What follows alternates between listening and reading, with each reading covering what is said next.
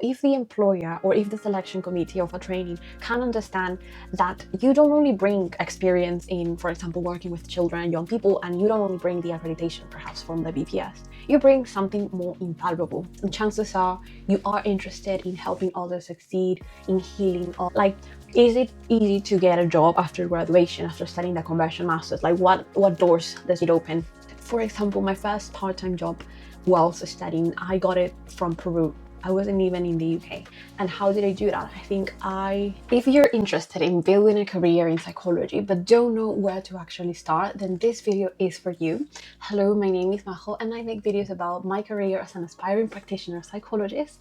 But hey, maybe one day I get to say, hello, my name is Majo. I am a practitioner psychologist running my own private practice for over XYZ years. But it's okay, we'll get there. So the other day I was thinking that this couldn't be a proper psychology careers YouTube channel if I didn't talk about purpose enough. So a lot of you already might know that you want to pursue a career in psychology or something similar, but it is still crucial to understand why do you want to do that. Perhaps you've already done your due diligence and self-reflection, in which case great, but if you actually aren't sure, or if you're just there because you think it's nice talking to people and helping them solve their problems, then it isn't really about that. Psychology is a science. You study it in order to understand how the human brain works, and depending on which specialization, of course, but if it's something regarding counseling, education, or clinical psychology, then you will probably need to study a lot about statistics, research methods, evidence-based practices, and how to apply them in real life. But what if we actually don't know why we're doing all of this? I've said this in other videos, this is not a short journey, this is not a 1 year thing, 2 years, not even 3. So right now I think I'm like probably in halfway through my journey. Done my conversion masters, done my relevant work experience, got accepted in my doctorate, decided to defer my place for next year. So you could say pretty much I'm like halfway through. But if we don't actually understand why we're bothering to pursue these things, why we're bothering to train ourselves in order to become better and qualified practitioners, then we will probably give up, or we will probably end up in other fields, which is fine. If you actually realize that psychology or being a practitioner psychology wasn't for you, then that's okay. But what if you could actually put it in a piece of paper after watching this video and reminding yourself, oh right, this is why I'm doing this. This is why I'm bothering to pursue such a long-term career journey. This is why I'm bothering to gain 200, 300, 500, some doctors demand more than 1,000 hours of work experience. That is why I am doing this. And chances are you are interested in helping others succeed, in healing others. If not, you probably wouldn't be even watching these videos or this channel if you were not interested in building a career in psychology yourself. And that in itself, like to help others heal, to help others better understand themselves, it's so empowering and worth fighting for. But hey, even if you don't pursue psychology as a practitioner route, there's so many other routes that you could take in order to support others, in order to help others heal, that maybe don't require studying a psychology degree. And I've talked about this, for example, in my previous video, which I'm gonna link on the top. But talking about specifically careers in psychology, is it worth the investment, first of all? As an international student especially, is it worth the low salaries in the pre-qualified life, which I have also made another video, I'm going to link over there. Is it worth the high competition in pretty much every psychology field and pretty much like every sector these days, especially in a city like London, and being an international student, or even for locals, it's very, very competitive these days. So I'm not necessarily here to tell you, yes guys, this is all worth it, I did it and yeah, it was all good, because honestly I'm still on the journey myself. Like I said at the beginning, I'm like halfway through ish. But yeah, I can say that even when I'm halfway through, it has been worth it so far. I always tend to use this metaphor as a roller coaster, adapting to a new culture, building careers, figuring out ourselves in the job market. It's a roller coaster, but then the important thing is that we need to trust that the right doors will open if we keep on going, if we keep actioning. They are going to open for us, and the fact that one closed, or perhaps two, or perhaps many rejections from job applications, doesn't talk about your worth, doesn't say anything about your professional worth or anything about you as a person. It just means that we must keep going. It must mean that we need to maybe change our strategies, or that you are also meant to bigger doors. The other day I was talking to my friend and I was like, yeah, I'm in this journey, and since I decided to defer my place on the doctorate, and I have explained that in another video, which I'm gonna link over there, it has been hard to find a sponsorship. It has been hard to find a way in which I can continue my stay until September next year. So now I'm basically with a gap of between February and September, because I'm still gonna do it, guys. I still wanna do my doctorate. All this channel is about how passionate I am about this field. And even though I decided not to do it this year, it's something that is going to be in my heart and mind. So I'm still sorting things as to how am I going to make that work. But basically, I was just trying to get a sponsorship for the time being. Like, I'm with my current employer, but they don't sponsor, as I also explained in my video. However, I was still trying to find external employers, external sponsorships. But that has been very challenging lately. But as I said, that also applies to me. Because I didn't get a role in the exact time frame that I was meaning to. I was talking to myself the other day and saying like, Maho, what if you don't actually get a sponsor role? And then I answer to myself saying like, well, that's fine.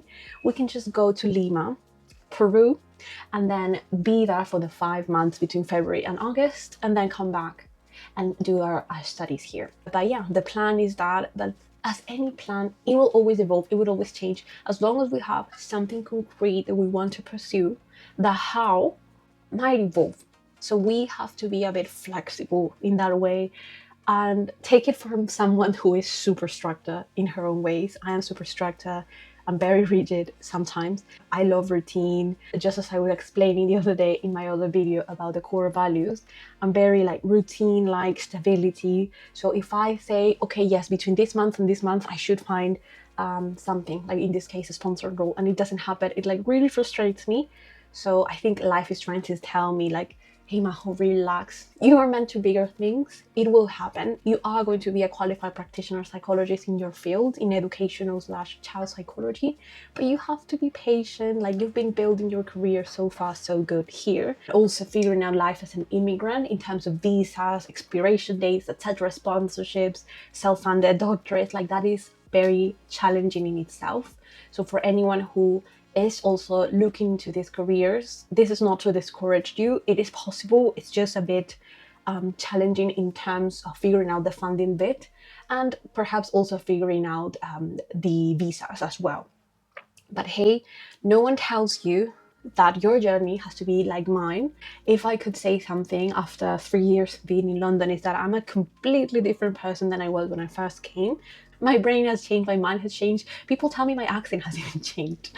So yeah, it's like I'm a new person, but I'm still the same Maho. Like my essence hasn't changed, if that makes sense. So the other day, like 2 weeks ago, I turned 29. So this means that this year is my last 20s. In exactly 12 months, I'm gonna be 30, which actually excites me. I really feel like I've evolved. But anyway, I received as a birthday gift the same book twice. So guys, this just means that my friends know me so well. This was a gift from my flatmate, and this was a gift of my best friend. And actually, they've been hearing me talking about Simon Squibb, which my friend introduced me to, like sort of what he does. He goes around and asks people what are their dreams. And I saw one of my flatmates reading it as well. And I told her like I would have loved to read that book. And I got it twice. So anyway, this author, Simon Squibb, is really well known on Instagram, on TikTok, etc. He has a podcast as well. And he talks about how everyone should have a dream. Everyone is entitled to have a dream and to pursue it. And he helps people make that happen. So in my case, I have a very clear vision of what my dream is and what the type of impact I want to have. But it wasn't always like that.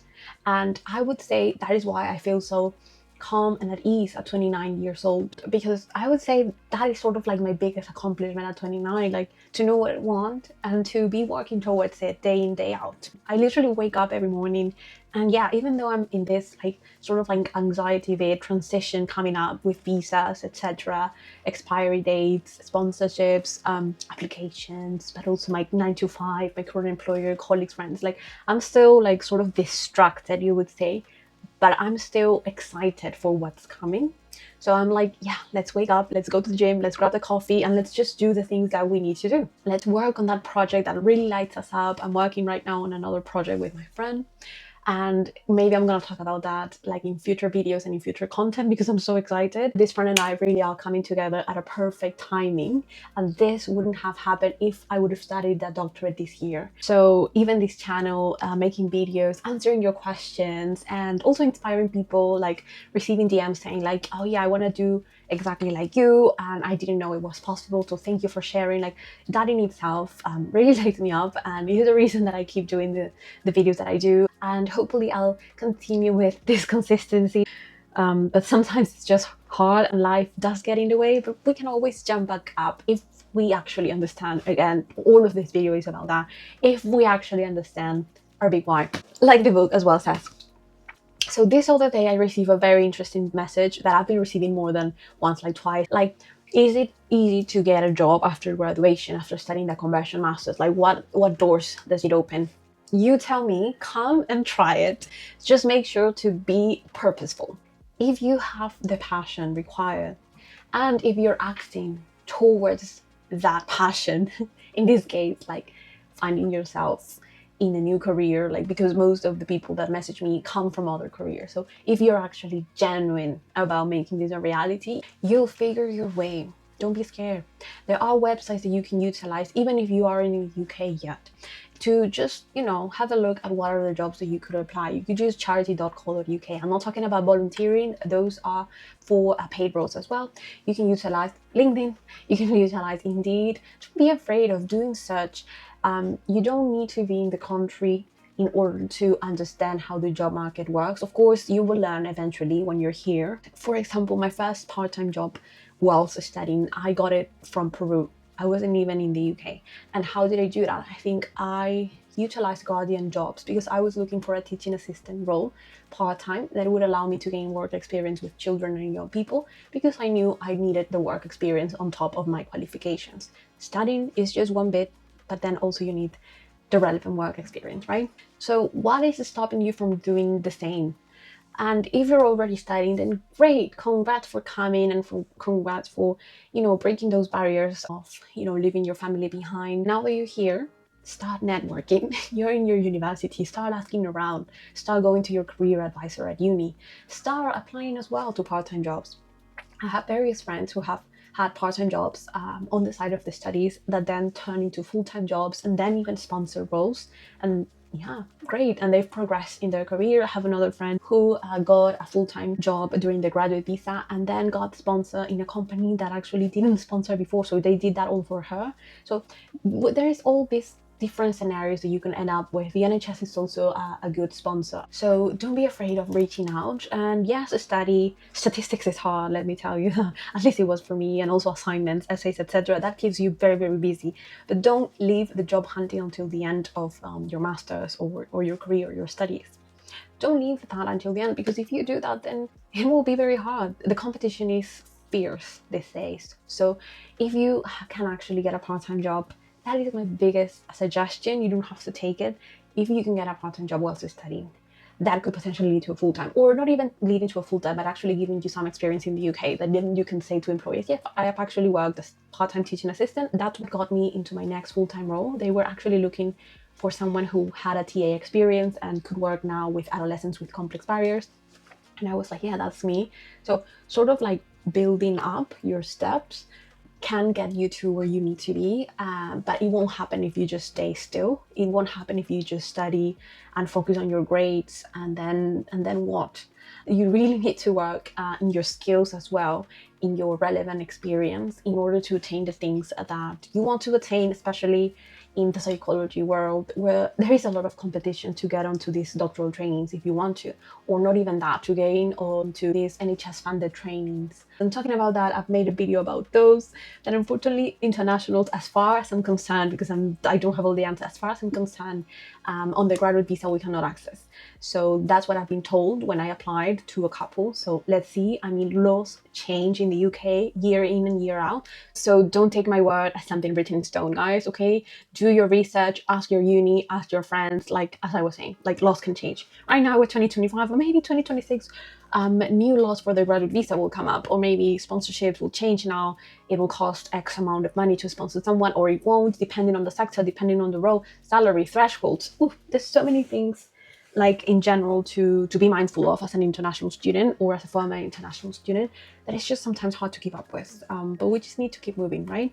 So going back to getting to know ourselves in order to know our big why or what's our dream, I'm going to leave you, and this is the last bit of the video, I promise, I'm going to leave you with 3 questions that you can ask yourself today in order to better understand why are you deciding to pursue this career in psychology or similar helping careers.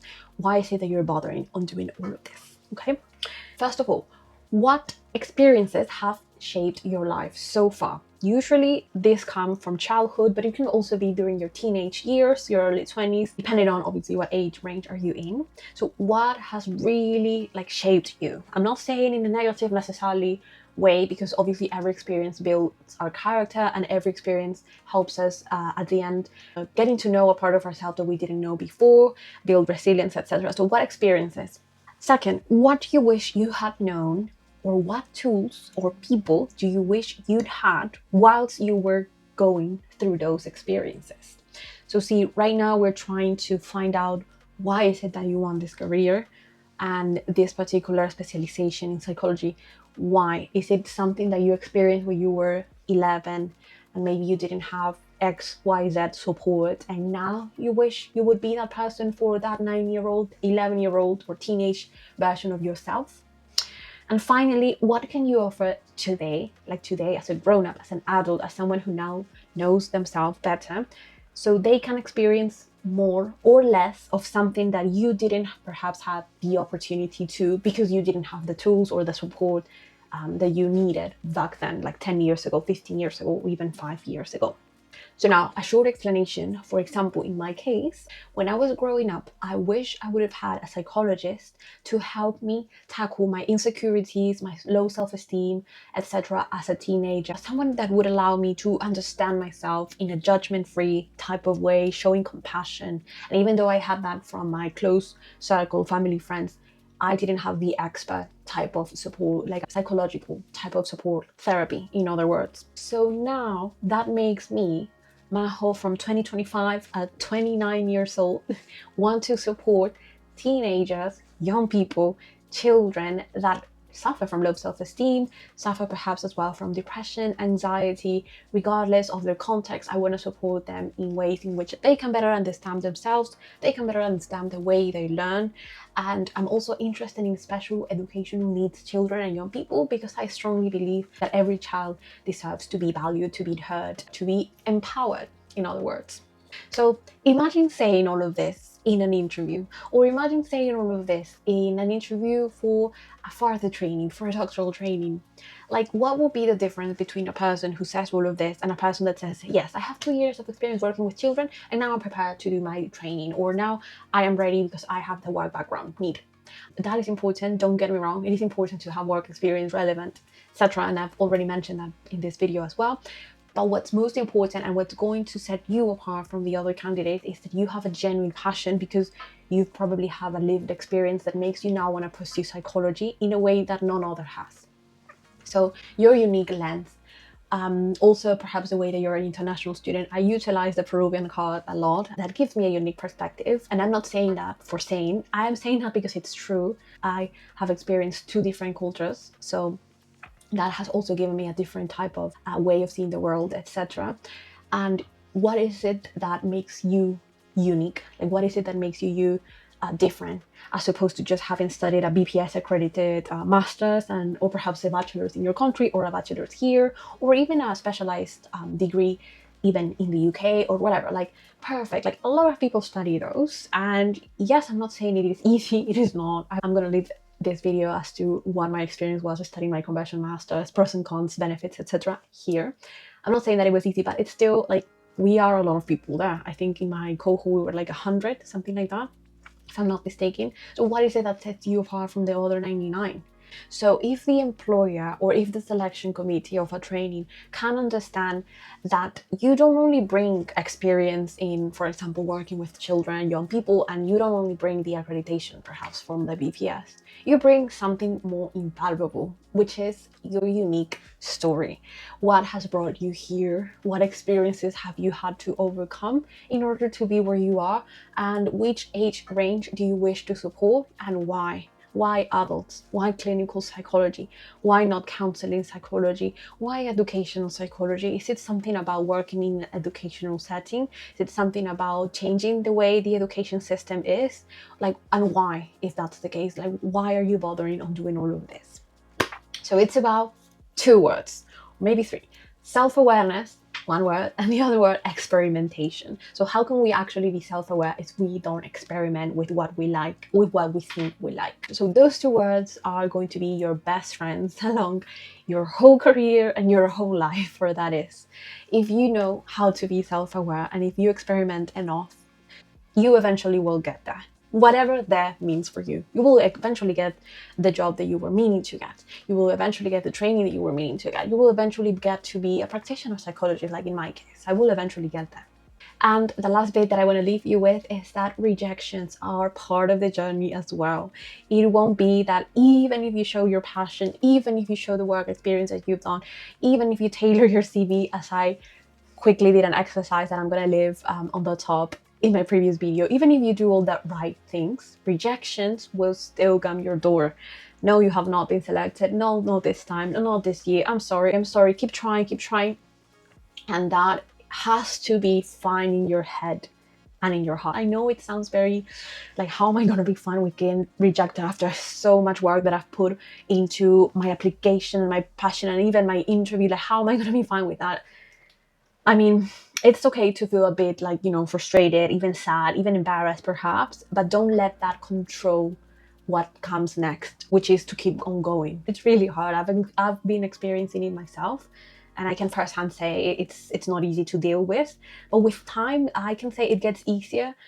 It gets easier only because I have clarity on my vision. So if you don't, then it probably will be hard. So you will probably get affected by any comments of the external world or any rejection from interviews. It will probably really, really bring you down in a way that you don't want to apply to anything more or pursue any further training because you are not as smart. So don't do that to yourself. Don't say things that aren't true. Just keep on going. Talk to mentors, talk to friends. Hey, go to therapy. If you're studying psychology, of course you need to go to therapy, right? And try to work out on what are those like tiny voices that you are hearing more, rather than following your purpose, your dream, the one that you decided many, many years ago or months perhaps that you were going to do. Like, where is that? Like, you cannot forget, like, where is that and why are you doing it? So I hope that after watching this video, you feel a bit more clearer on the next steps that you need to take, because that in itself, it's also part of my own purpose. It's to help you, aspiring psychologist or someone who's just interested in building a meaningful career, find their own purpose and ways in which you can achieve them. So as always, I will be cheering you up along your career journey. Until the next one.